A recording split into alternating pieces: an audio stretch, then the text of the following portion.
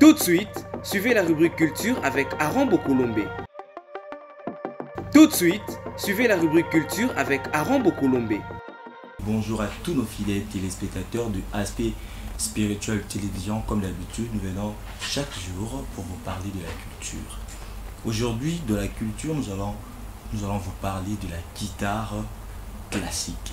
Binomoro Bomo est déjà devant moi. Kalate, guitare Yangoana. Nous allons vous parler de la guitare. Premièrement, la guitare classique, également appelée guitare espagnole, est un instrument de musique de la famille des cordes pincées. Elle est plutôt jouée et connue comme instrument solo à cause de sa puissance sonore relativement modeste. La guitare classique a été également utilisée un instrument soliste ou d'orchestre pour de nombreux compositeurs classiques. Compositeur est belé. Il y a musique au betarandu le au komaka ba musique ba utiliser rango pour nous permettre de inspirer bango pour que banako koma très bien. La guitare classique telle qu'on le connaît aujourd'hui a été inventée par Antonio de Torres en Espagne au XVIe siècle. Guitare des abons, la plupart de personnes été ce qui guitare et uta wapi et uta na niveau Espagne inventé en Antonio de Torres. Mais il y a un nango dans le 16e siècle. Par exemple, si vous avez guitare, il y a un niveau africain. Il y a un téléspectateur au niveau de la télévision. Guitare, il y a un déjà depuis quand. Imaginez guitare passée dans le 16e siècle. Est-ce que Tilelo a toujours envie? Moi, je pense pas. La guitare classique est l'un des instruments les plus populaires du monde. Guitare classique plutôt, c'est un instrument le plus populaire du monde. C'est populaire du monde pourquoi? C'est populaire du monde pour permettre à ce que si on a une musique sans guitare, la musique on peut marcher. Mais apport dans le niveau de la musique, sonorité dans le tolo qui n'a de but, et ça tellement important makasi que ceux qui musiciens pour ça sont wana à guitare classique et là wana pour que permettre que tout va comprendre bien.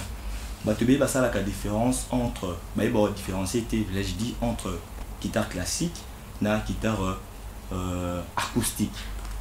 Guitare classique yango ezara na ba fil nango ya noyau de tout monde boy. Et guitare acoustique, yango izaka na ba fil nango ya acier. Tu comprends nango très bien. Et devant moi déjà, ils ont la guitare awa tout le monde nango isa awa.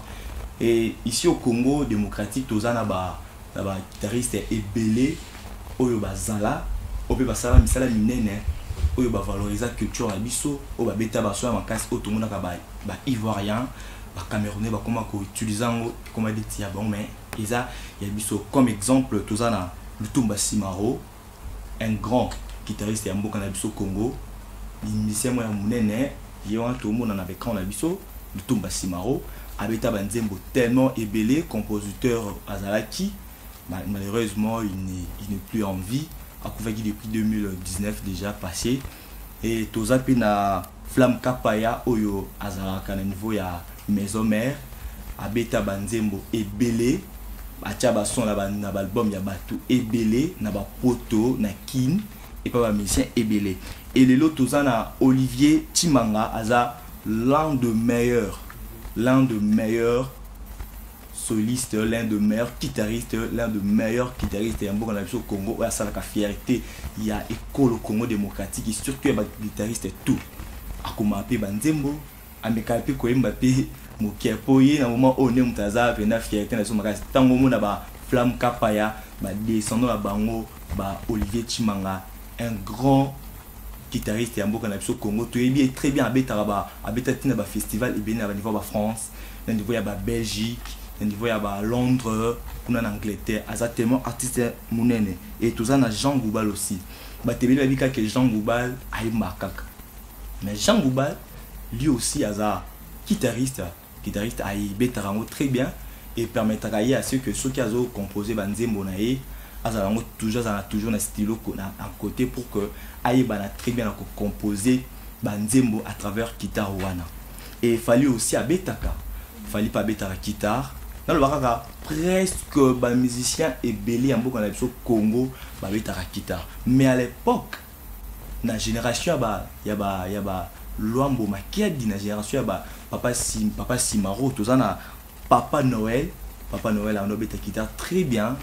Malheureusement, il n'est plus en vie. Un objet guitare très bien. Un enfant dans moment où na France, un enfant en France, un objet guitare très bien.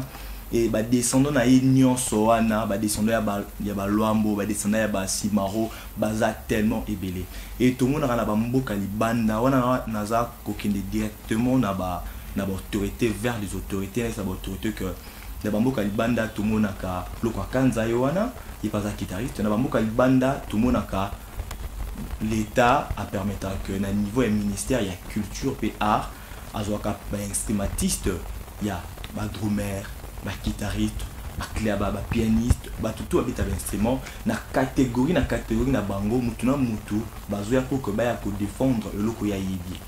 Concours wana permettra que ba ko découvrir na chaque une année après meilleur guitariste, soit meilleur chanteur, soit meilleur drummer, meilleur. Et dépendant de l'organisation, il y a Mboka, ils autres permettre à ce que valoriser tes cultures na bangwana, domaine da bangwana, mais na Congo, makambwana, ezalaka, penda makasite bien sûr, ezali nango, yango ce que ezalaka mingi na ba guitariste au baïbani noté. Mais la bamboka libanda, tout le monde a ba guitariste au baïbani, il y a orchestre, nous tous dans la maison mère. Tous en a maison mère 4x4. Tous en a BCBG, voulais-je dire. Tous en a BCBG. Tous en a light music. Tous en a orchestre tellement ébélé. Chaque orchestre, ceux qui battent concours et qui permettre que l'idée aille dans le communauté guitariste est moko, soit pianiste est moko, qui est un concours pour que tout le monde a la Côte d'Ivoire, na Cameroun. Ils allaient qui rubrique na culture.